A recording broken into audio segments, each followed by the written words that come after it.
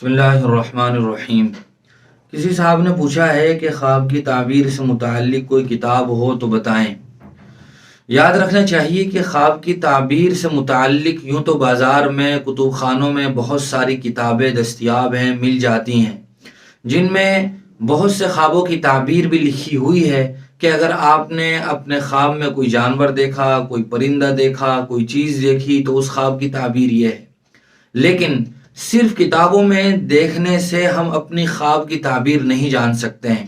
خواب کی تعبیر ایک مستقل علم ہے جو ہر عالم اور مفتی بھی نہیں بتا سکتا ہے، بلکہ وہی عالم، مفتی یا وہ شخص ہی خواب کی تعبیر بتا سکتا ہے جس کی شریعت کے علم پر بہت گہری نظر بھی ہو اور اس نے خواب کی تعبیر کا علم بھی سیکھا ہو۔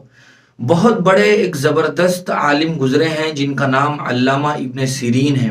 ان کی ایک بہت مشہور کتاب ہے خوابوں کی تعبیر کے بارے میں، جس کا نام تعبیر الرؤیا ہے۔ یہ صرف ایک کتاب ہی نہیں بلکہ خواب کی تعبیر کی دنیا کا ایک انسائکلوپیڈیا ہے، اور لاکھوں لوگوں نے اس کتاب سے فائدہ اٹھایا ہے۔ لیکن صرف اس کتاب میں دیکھ کر بھی یا اور دوسری کتابوں میں دیکھ کر بھی ہم اپنے خواب کی تعبیر کو نہیں جان سکتے ہیں۔ اس کی مثال ایسی ہے کہ اگر ہمیں کوئی بیماری ہو جائے، بخار ہو، نزلہ زکام ہو، کھانسی ہو یا کوئی اور بیماری ہو، اور ہمارے پاس میڈیکل کی، طب کی کوئی کتاب ہو، تو کیا ہم اپنے اس مرض کی دوا صرف کتاب میں دیکھ کر اس دوا کو حاصل کر سکتے ہیں، لے سکتے ہیں؟ بلکہ جب ہمیں کوئی بیماری ہوتی ہے تو ہم باقاعدہ اس بیماری کے ماہر اسپیشلسٹ ڈاکٹر کے پاس جاتے ہیں، چیک اپ کرواتے ہیں، اسے اپنی طبیعت کے بارے میں، بیماری کے بارے میں پوری آگاہی فراہم کرتے ہیں۔ اس کے بعد وہ ہمارے لیے کوئی نسخہ تجویز کرتا ہے، دوائی دیتا ہے، مرض کو تلاش کر کے بتاتا ہے کیا ہے۔ بہت سی مرتبہ ڈاکٹر دیکھتا ہے کہ کیا یہ کوئی وائرل بیماری ہے، کوئی وائرل چل رہا ہے، یا یہ کہ یہ موسم کا اثر ہے، یا یہ کہ فلاں چیز کی وجہ سے آپ کو یہ بیماری ہو گئی ہے۔ یہی کچھ خواب میں بھی ہوتا ہے۔ جب ہم کسی ماہر خواب کی تعبیر جاننے والے سے پوچھتے ہیں کہ میں نے یہ خواب دیکھا ہے، تو وہ اس خواب کی تعبیر کو بتانے میں بہت ساری چیزوں کو اپنے سامنے رکھتا ہے۔ آپ نے یہ خواب کس وقت دیکھا ہے؟ صبح میں دیکھا، شام میں دیکھا ہے، دوپہر میں دیکھا؟ اور جو آدمی خواب دیکھنے والا ہوتا ہے اس کی عمر کو بھی دیکھتا ہے، اسی طرح موسم کو بھی دیکھتا ہے، کیا خواب میں دیکھا ہے، کس طرح سے دیکھا ہے۔ ان تمام تر چیزوں کو خواب کی تعبیر بتانے میں مد نظر رکھا جاتا ہے۔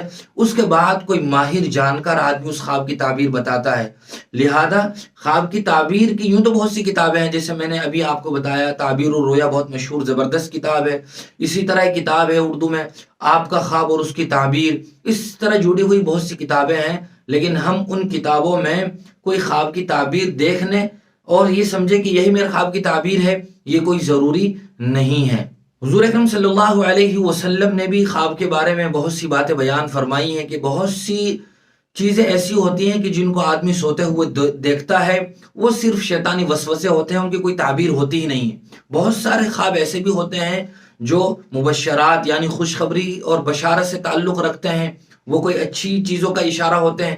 بہت سے خواب ایسے بھی ہوتے ہیں، اور بہت سے خواب شیطان کا اثر ہوتے ہیں جو صرف انسان کو پریشان کرنے کے لیے ہوتے ہیں۔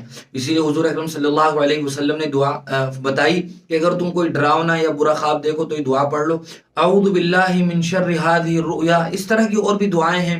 اسی طرح حضور نے فرمایا کہ جب تم کوئی خواب دیکھو تو ہر ایرے غیرے کے سامنے اسے بیان مت کرو، بلکہ کسی عقل مند، سمجھدار اور اپنے ہمدرد آدمی سے وہ خواب بیان کرو، کیونکہ جب کوئی آدمی خواب دیکھتا ہے تو جب تک اس کی تعبیر وہ نہیں پوچھ لیتا تو وہ خواب فضا میں معلق رہتا ہے، اس خواب کا اس پر کوئی اثر نہیں ہوتا۔ لیکن جب وہ خواب کسی ایرے غیرے سے پوچھ لیتا ہے اور وہ جو کچھ بتا دیتا ہے خواب کی تعبیر میں، بہت سی مرتبہ وہی انسان کے ساتھ واقع پیش آ جاتا ہے۔ لہذا ہم خواب کے پوچھنے میں بھی کسی ماہر عالم یا مفتی یا اس فن کے ماہر سے جانکاری حاصل کریں۔ ایرے غیرے کے سامنے اپنا خواب بیان کرنا چاہیے، نہ صرف کتاب میں دیکھ کے ہم اپنے خواب کی تعبیر کو یہ سمجھے کہ یہی میرے خواب کی تعبیر ہے، یہ بھی درست نہیں ہے۔